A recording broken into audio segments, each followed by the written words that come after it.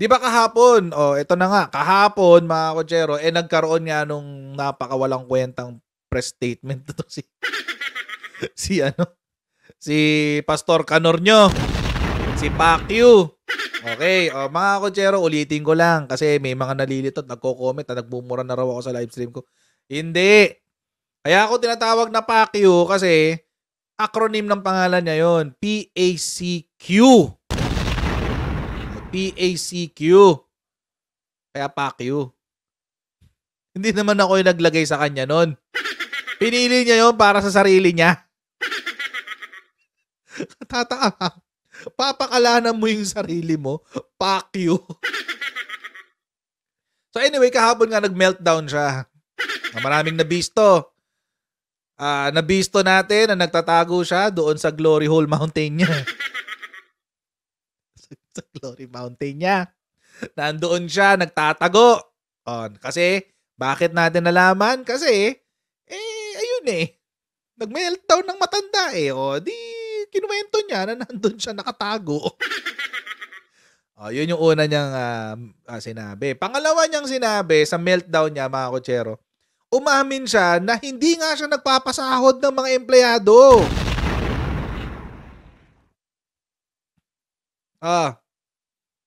Inamin niya kahapon, hindi nga talaga siya nagpapasweldo. So paano ngayon yan? Paano ngayon yan?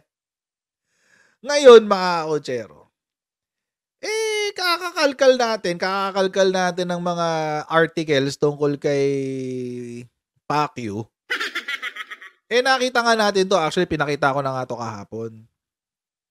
Itong article na to. Ito, ayan. Mega church founder who called himself Son of God was ringleader in criminal enterprise. Ayan. So ngayon, mga kotsero, pinakita ko na sa inyo to kahapon.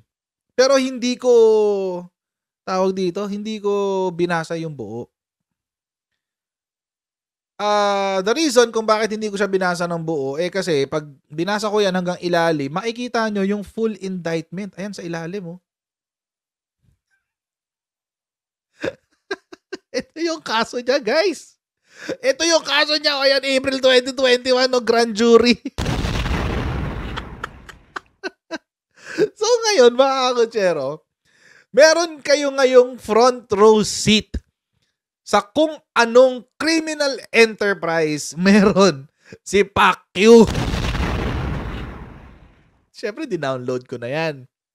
Ito na siya.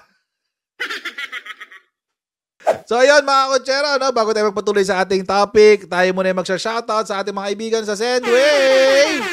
Kaya po ay nasa US, UK, Canada, Italy, France, Spain, Ireland, and Belgium. May pwede na po yung magpadala na yung mga remittances galing sa Pilipinas. Papunta pa lang Pilipinas. Gamit ang Sendwave. Kung kayo ay, syempre, download nyo yung Sendwave app. Pagka-download nyo ng app, gawa kayo ng account, lagay nyo ba account details nyo dyan. At pwede na kayo magpadala sa GCash, sa mga bangko at iba't ibang mga pawn shop sa bansa. At kapag ginamit nyo pa ang promo code na Coach Jarrett, sa inyong unang padala ay makakakuha kayo ng karagdagang $20 free credit. Kaya yan, gamitin na si Sendwave for all of your remittance needs. Ito na siya. Front row seat. Hindi ko alam kung meron na nagkwento sa inyo nito, Hindi ko alam.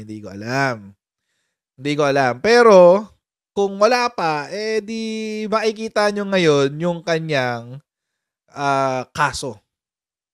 Ito yung inihabla sa kanya sa Amerika. Yan. Woo! Ready na ba kayo, guys? Ayan, The United States District Court for the Central District of California. April 2021 Grand Jury, United States of America versus Apollo Carrion Kibuloy. Ito natin. Apollo Carrion Kibuloy. AKA the appointed son of God, AKA Sir, AKA Pastor, AKA ACQ. Ba't yung sinama yung Pacquiao? Ba't di nyo sinama yung Pacquiao?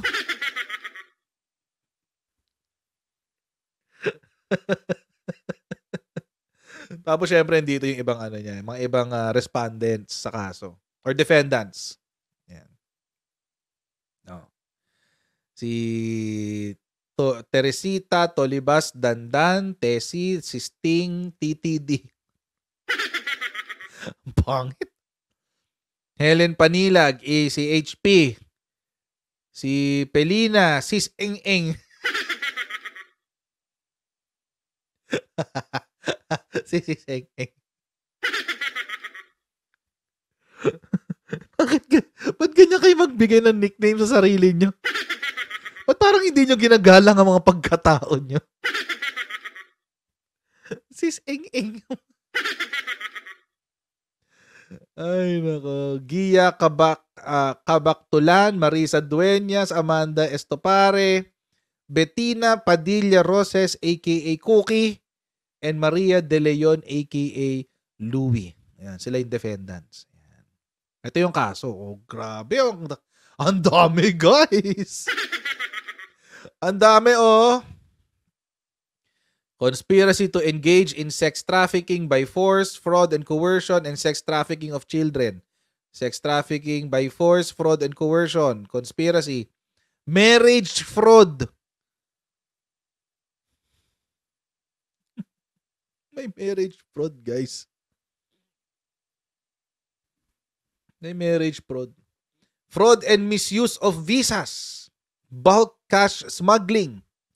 Promotional money laundering, concealment money laundering, international promotional money laundering. Ang dami niyang money laundering, guys. At criminal forfeiture. Say natin, guys, yung kwento. Kasi syempre may ano to eh. Ito yung kaso mismo. Actually, nakasil pa nga yan. Di ko alam ba't nilagay nila sa dyaryo. Yan o, yan yung nilagay sa dyaryo. O, dyaryo to ng Hawaii. Yan o, Hawaii News Now. So, game. Tingnan natin yung ano ba yung mga kaso. Ayan.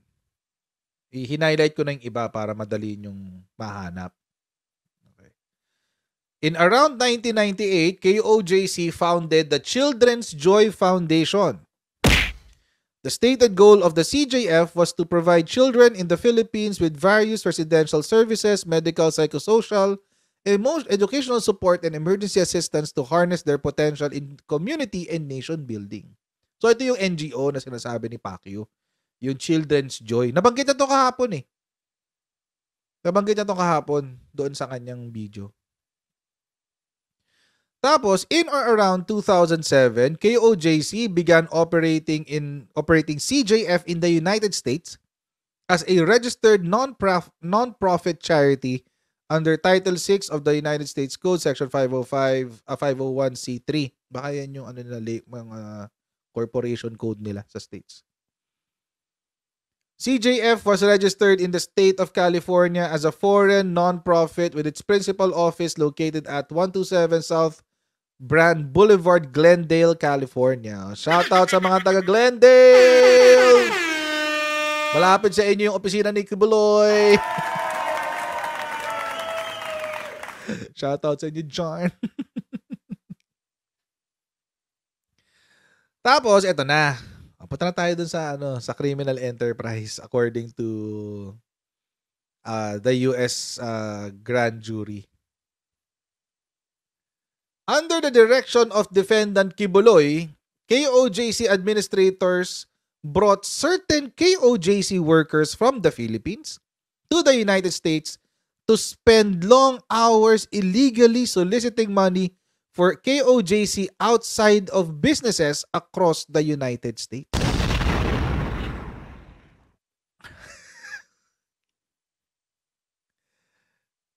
So, essentially, kung ano yung ginagawa nila sa Pilipinas dati, yung magpapadala sila ng mga bata papunta ng Manila, tapos magkakaroling sa loob ng mga bus, ganyan-ganyan.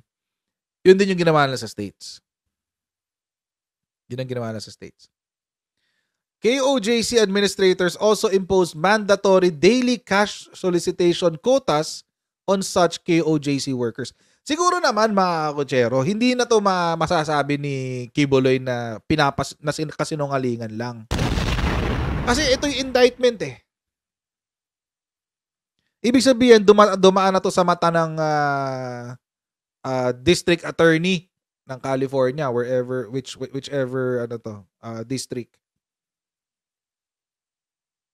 Siguro hindi niya pwedeng baliwalain lang to at sabihin na ipakita niyo sa akin ang mukha ng mga nagrereklamo. Hindi pwede. District attorney to eh. Witness na niya yan. Witness na ng district attorney yan. Ayan. Tapos, when in fact, the money directly financed KOJC's operations and the lavish lifestyles of KOJC leaders, including defendants Kibuloy, Dandan, and Salinas. Ay, grabe. Slavery at its finest. In order to traffic KOJC workers into the United States to solicit for KOJC administrators, including defendants Kibuloy and Dandan, fraudulently obtained United States non-immigrant visas for KOJC workers by falsely representing in visa applications that the workers were traveling to the United States to engage in church-related concerts and similar religious activities, when in reality, they were bringing the KOJC workers to engage in street-level solicitation throughout the country. Wow, pinag-ano niya talaga, no? Ginawa niya talaga silang tawag dito, pulubi. Yan, no? Street-level solicitation, no? Throughout the country.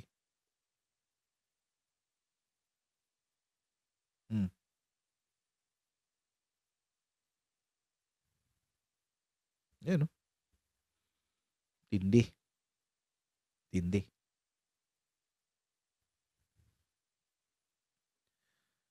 KOJC administrators maintain the legal immigration status of workers who proved capable of meeting daily cash solicitations by fraudulently obtaining student visas for such workers or by forcing them to enter into sham marriages with other KOJC workers who had already obtained US citizenships. Grabe, ibang level. Ibang level. Ibang level siya. Paano na yan? O yan, dami ditong trolls ngayon Nakaano siguro sila sa akin dahil si Pacquiao ang topic.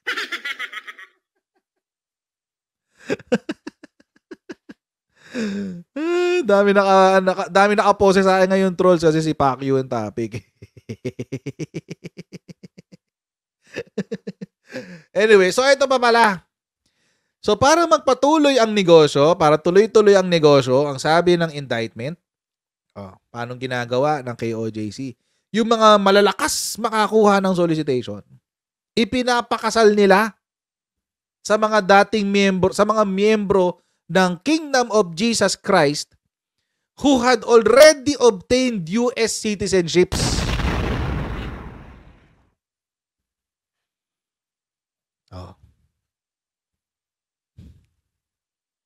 These workers in turn stayed in the United States and solicited year-round for KOJC. Hindi lang yun nag-aano pa sila. Nag-aaral kunyari. Nagbabayad ng tuition fee.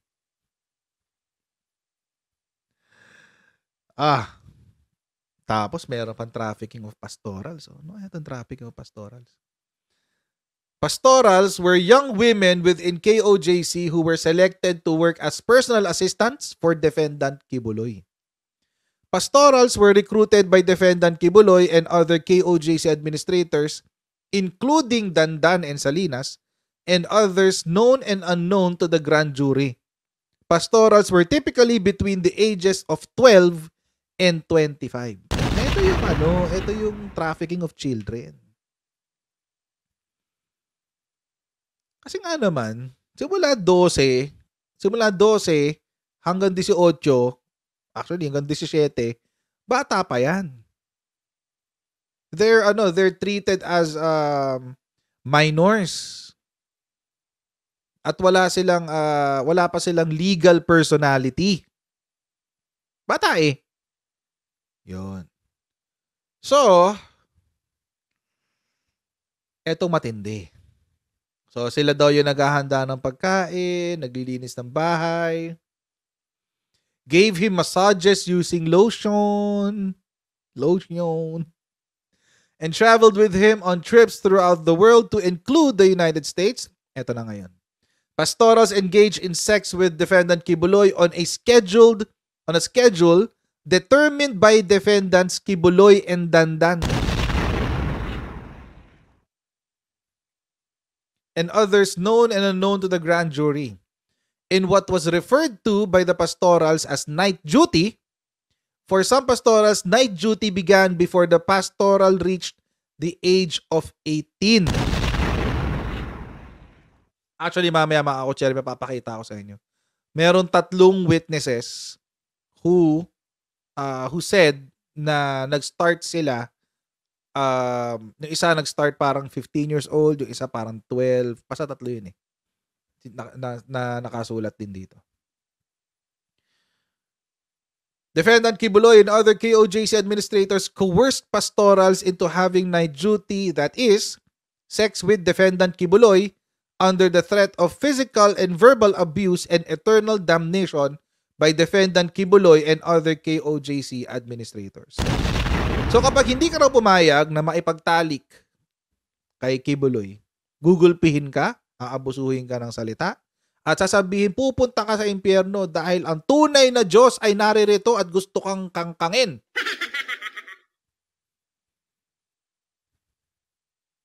Kultong-kulto ah. Kultong-kulto tayo dyan ah.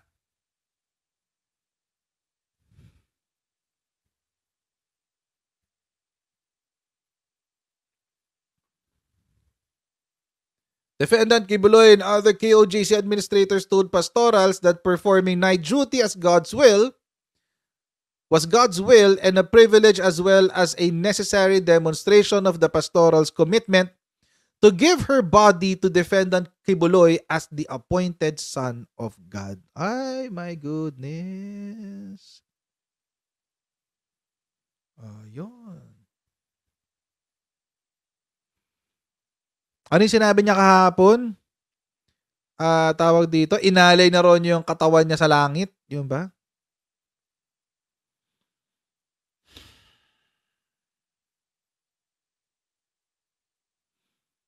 Kultong-kulto ah.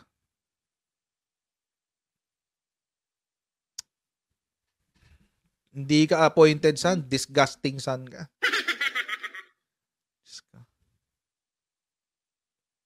Pastorals who perform their duties to include night duty to the satisfaction of defendant Kibuloy and other KOJC administrators were rewarded by defendant Kibuloy and other KOJC administrators with privileges including trips to tourist destinations like Disneyland, flights in private jets, use of cell phone. So bawal sila mag-cellphone doon. So pero pag mahusay ka daw sa pagsisilbi mo ng night duty, papayagan ka mag-telepono.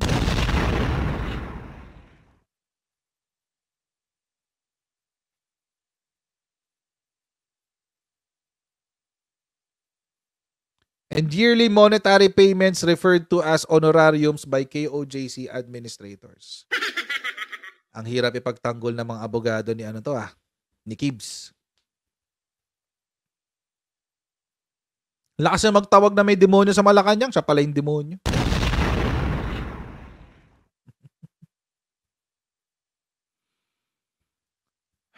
Ito yung defendant. So syempre, si Kibuloy, ayan, wag natin tutukan yung iba. Ayan. Puntahan natin yung ibang detalye ng kaso niya. 72 pages to, guys, kaya ito yung minors, 3.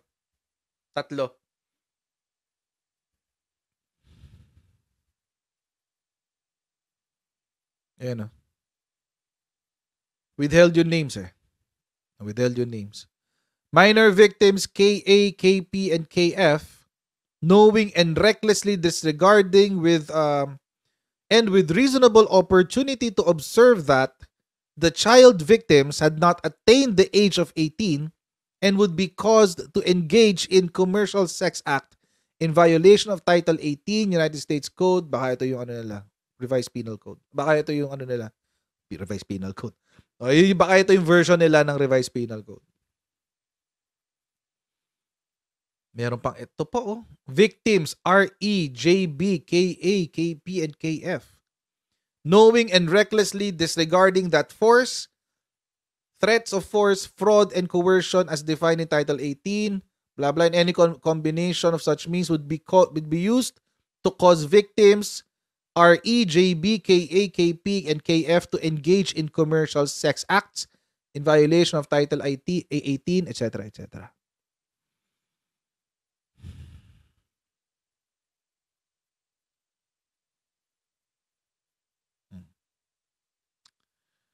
Whew. So may witnesses, guys.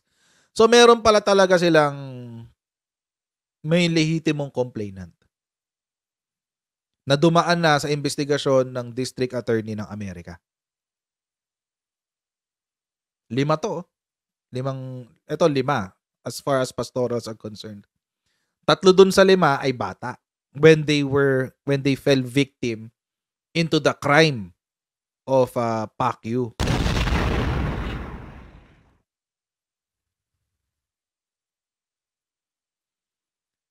Ay. So ito nga, dinidescribe ano ba to? Means. Okay, ito yung means by which nagkaroon ng conspiracy. Bakit daw nagkaroon ng conspiracy to commit the crime? Ano daw yung objects of conspiracy? Una, ang conspiracy is between Kibuloy, Dandan, and Salinas. Nung sila ay nag-recruit ng mga babae na with between 12 to 25, tapos sila ay tinuruan na maging pastorals at binigyan ng trabaho na linisin ang bahay, pakainin si Kibuloy, masahihin siya, at linisin din ang kanyang kung ano-ano pang singit.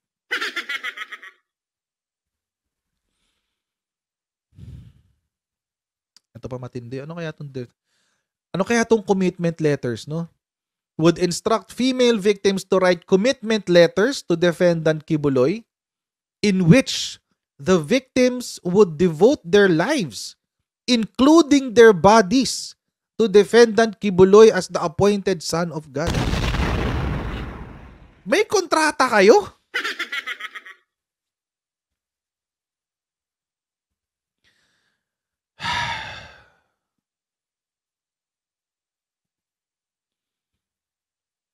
May kontrata na maging pastoral?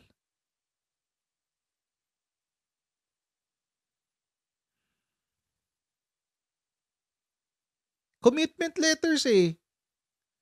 Na sumusulat yung mga, well, I'm not sure kung pipirmahan to ni Kibuloy kasi that will become a contract. Pero, they will write something on paper committing themselves to Kibuloy. Malamang hindi po may pirma si Kibuloy dito.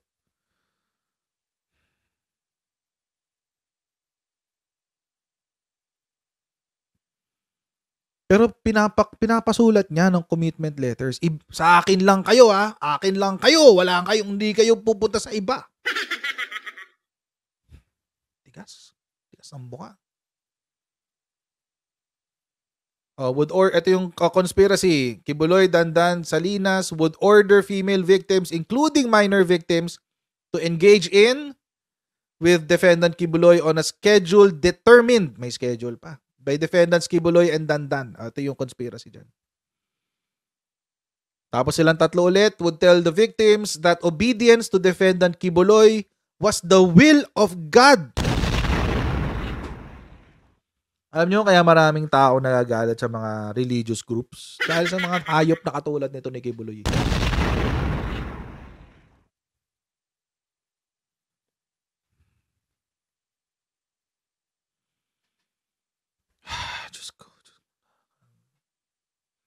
Ito yung nakakainis pag nagbabasa ka ng mga ganitong klaseng bagay.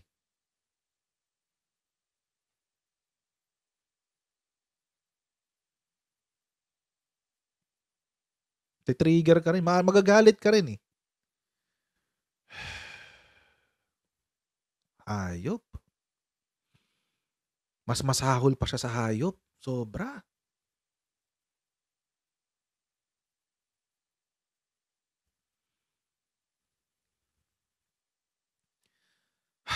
Kibuloy was the obedience to defendant Kibuloy was the will of God. and that night duty was pleasing to God and a privilege and would allow the victims to obtain salvation. What the hell are you smoking? Fuck you. What the hell are you smoking? Gusto mong maligtas, dito ka sa aking kama. What the F? Kibuloy, Dandan, and Salinas would tell female victims who express hesitation at night duty that they had the devil in them and risk eternal damnation. Kibuloy and Salinas would tell victims who had performed night duty not to speak of it. Kibuloy, eto si Kibuloy lang to. Kibuloy lang yan, siya lang yan. Wala siyang conspirator. Would threaten and physically abuse victims who attempted to leave KOJC or were not available to perform night duty.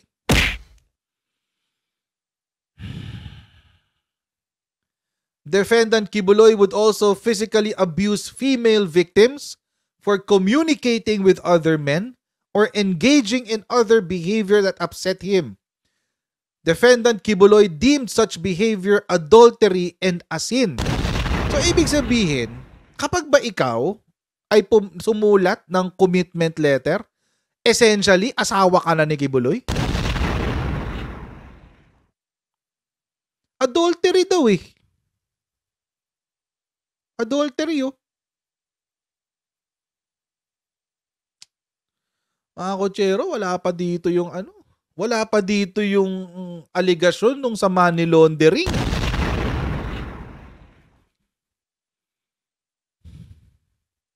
Defendants Kibuloy and Salinas would retaliate against victims who escaped KOJC by harassing, threatening, and making allegations of criminal misconduct against victims. Defendant Kibuloy would give sermons broadcasted to KOJC members around the world in which he would allege that victims who escaped had engaged in criminal conduct and sexually promiscuous activity and therefore faced eternal damnation.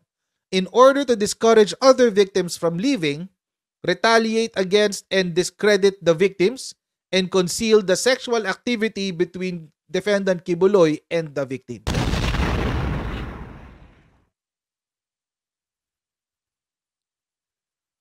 Alam nyo mga kotsero, sana yun. I'm not sure I'm not sure kung I'm not sure kung I don't have the right to tell this story. Pero I have observed this happening from a person that I know. Dati siyang miyembro ng KOJC, and that says a lot. Isa siya doon sa mga scholars. Tapos, nag-work sa isa sa mga corporations ni Kibuloy. Umalis siya doon. Pag alis niya, nag-send siya sa akin ng video ng isang sermon na pinapatungkulan siya. So, akala ko sa kanya lang nangyari. Apparently, it happens to everyone. Naaalis. Ito yung spiritual advisor ni Digong? No wonder. No wonder. Si Shi Digong nyo, walang moral sa buhay. Spiritual advisor na to.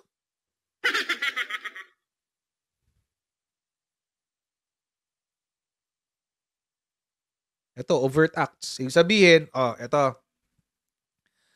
Overt acts, ibig sabihin, ito yung mga nangyari, mga ginawa. Overt ginawa. Overt acts, ang dami niyan, no? Act number 1, act number 2, act number 3, number 4, 5, 6, 7. Ang dami niyan. Gusto niyo ng kopya na ito? Kung gusto niyo ng kopya na ito, i-download niyo dito.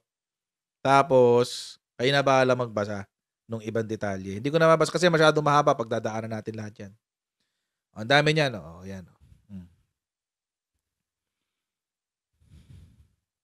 16. Ito, on October 12, 2018, Defendant Kibuloy gave a recorded sermon in which he publicly accused victim RE of engaging in cybersex and stealing KOJC equipment. Ito rin yung sinabi dun sa kaibigan ko.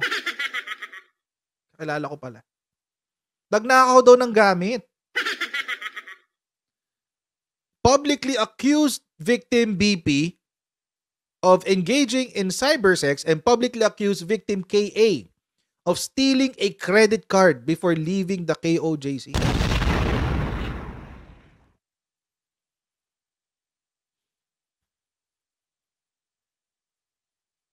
Alam ni Katie kasi kilala rin niya yun eh. October 12, 2018. Hanapin nga natin yung October 12, 2018 na yun. KOJC sermon. Tignan natin kung makakalkal natin. 2018.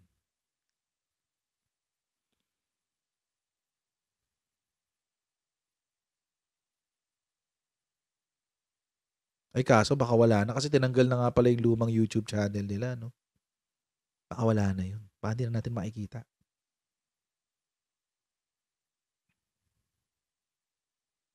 O ito pa lang yun dun sa sa human trafficking at saka sex trafficking. Ito yung mga counts. Oh. Count 3, count 4, count 5, count 6, count 7. Count dami, men. Count 7. O ito may forced labor, oh. Sa count 7. Forced labor, trafficking with respect to forced labor, document servitude, marriage fraud, fraud and misuse of visas, promotional money laundering, concealment. Punta nga natin yung money laundering. Ito yung ito nabasa ko to kanina. Ito yung kwento nito ay kung paano sila kumukuha ng visa para sa mga empleyado nila. Ito, mahabang kwento yan. So, lalampasan na natin yan. Pero essentially, ang ginagawa dito, mga kotsero, susulat sila sa embassy ng invitation letter. Pagkasulat ng invitation letter para dito sa mga dadalhin nila sa Amerika, syempre, makakarating sa Amerika, di ba? So, tapos doon sila mag-perform. Kunyari, mga church singers. Choral workers daw sila. Kaso, itong nangyayari. Solicit on the streets nearly every day, year-round, working very long hours and often sleeping in cars overnight without normal access to over-the-counter medicine and at times sufficient clothing. Ay, slavery!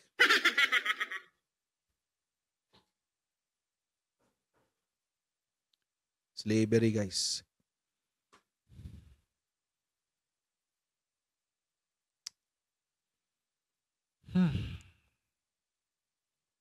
Pagdating daw ng Amerika, ko-confiscate daw lahat ng ID. Malamang kasama passport.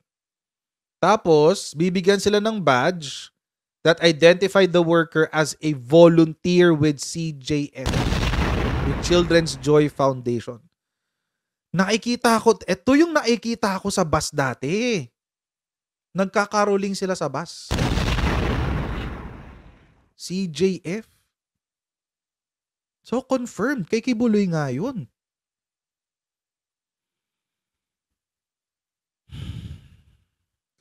Grabe to si Pastor Canor. Ito.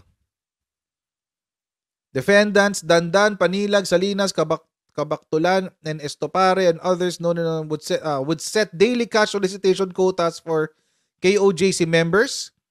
These quotas were increased during the months of September to October through September or October or January and February of the following year. For a period referred to as, among other terms, the month of blessings or MOB or Nights of Harvest or KOH. Workers who failed to meet their daily solicitation quotas were often punished by KOJC administrators, including defendant Salinas and Estopare, by being yelled at, shamed, berated, physically abused, or forced to fast, abstain from food while being locked in a room at the KOJC compound. Ay, mga kriminal talaga kayo. While soliciting, any expenses such as food, lodging, medical expenses came out of the group's fundraising quota for that day. For that reason, KOJC workers often skipped meals and slept in cars while fundraising for KOJC.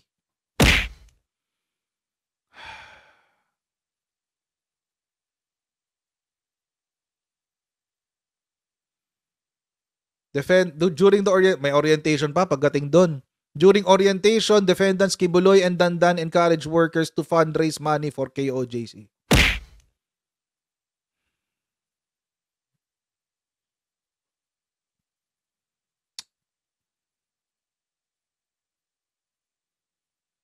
Diyos ko. Tapos, yung mga perang nakukuha nila, Estopare would often instruct KOJC workers to deposit the cash into accounts and then wire transfer the money to other KOJC workers located in the Philippines who were designated to receive the money by KOJC administrators. Tapos, Panilag would arrange for the money to be driven back to a residence in Calabasas, California for later transport to the Philippines. While meeting with fundraising groups across the country to collect money, Defendant Panilag would provide motivational speeches to the fundraising groups to encourage workers to solicit more money. Criminal enterprise nga. Whew. Tapos yun nga, yung mga malalakas kumita, ipinapakasal doon para makapag-stay ng long term. Tsaka binibigyan ng student visa.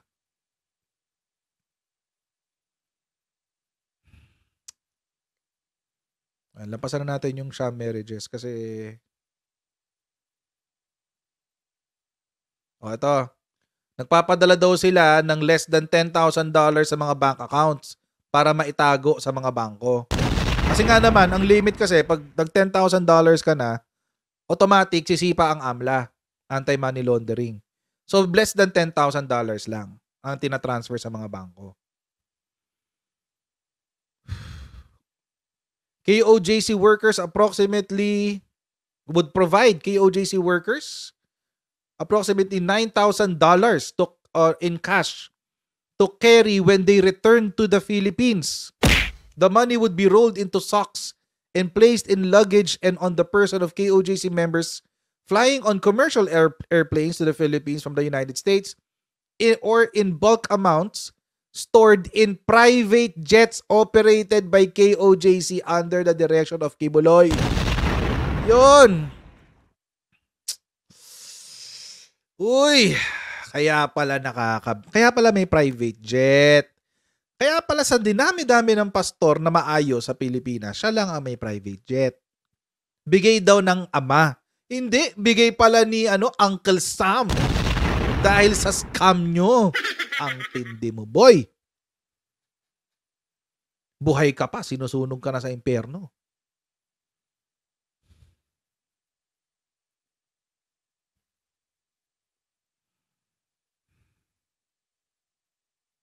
Ano kayang ginawa ni alam kaya ito ni Shidigong? Alam kaya ito ni Sarah?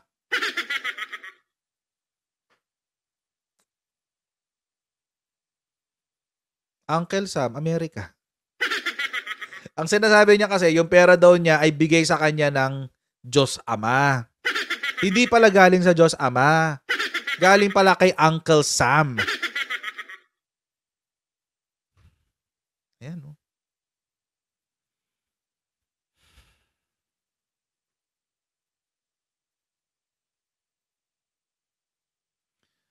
Money solicited in the United States, although advertised by KOJC and CJF as designated to aid impoverished Filipino children, would be used to directly finance certain KOJC-related operations in the Philippines and United States and the lavish lifestyle of KOJC members, leaders, as directed by Defendants Kibuloy and Dandan. Si Dandan talaga yung kanang kamay niya, no? Defendants would retaliate against members who escaped KOJC by harassing, threatening, and making allegations of criminal misconduct against former members. Ito na, yung pati yung yung tawag dito, pagbo-broadcast sa kanila. Gusto ko malaman yung yung magkano. May mga nakita akong amounts kanina eh. Pakita ko sa inyo. Para masaya. On or about December 5, 2015, Defendant Salinas sent a message to KOJC worker in Tagalog telling the worker to collect at least $700 and the pastor's wish for the worker to collect $1,000. Woo! Grabe. Ito, mayroon pang isa na text message, sabi, minimum is $300. Woo! My goodness, 15,000 pesos per day. Wow! Wow! Daily, Christina T. Daily siya, daily. Grabe. Shucks. May nakuhang dokumento ang sabi, immigration status and whether each KOJC worker was income or non-income. May ganun. Imagine yung pagkatao mo, no, nire-reduce sa kung nagpapasok ka ng pera sa hindi. Sakit naman.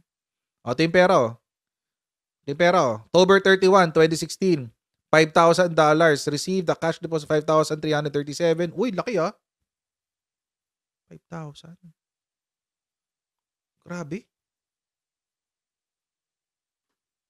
Tapos yung isa naman, $8,000. Tapos meron pa isa, October 31, 2016, same day, may pumasok na $2,000 tsaka $6,000. November 1, 2016, $6,300. November 7, 2016, $9,000. Same day, $1,500 at saka $3,000. Woo! Woo! Grabe! Grabe. Grabe. Ang lalaki ng amount, guys. Grabe.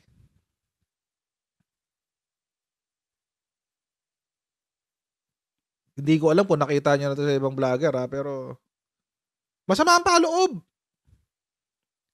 Kabaktulan sent a text message to a KOJC worker stating, since May 29, you guys started doing FR and every Sunday for tribute.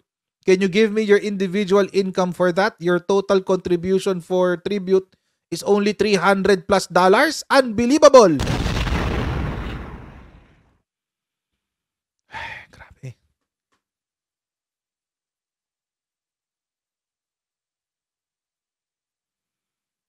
Ay no. O to. Received separate cash deposits of $5,000. October 20, 2017, $1,850. Tapos, ano ba? Ito po. Hindi, pang ano na to, tuition fee. Nagbabayad ng tuition fee para dun sa para dun sa peking estudyante. Talagang ginagastosan nila, oh. Ayan, tuition fee. Okay. Meron pa ditong isa, nabasa ko kanina. Nag-uwi si Kibuloy mismo ang nag-uwi ng 300 something thousand dollars. On or about January 29, 2020, defendant Dueñas possessed a memorandum dated March 6. Financial goal for 2018, the goal was 23 million Philippine pesos.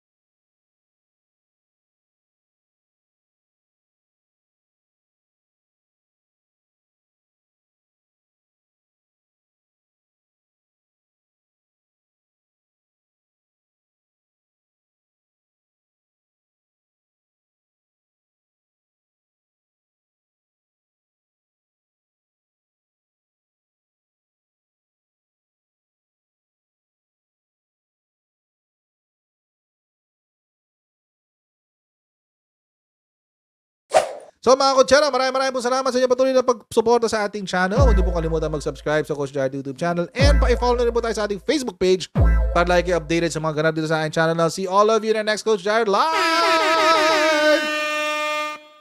See you guys. Bye. God bless.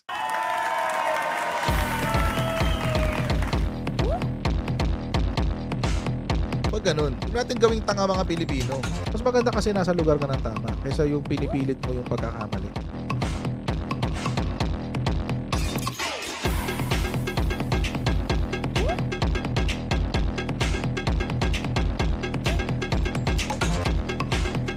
Are they willing to go that far? Hindi nakakalimutan ng Pilipino yan hanggat di nasasagot niya. Sino ngayon nagsasabi ng totoo?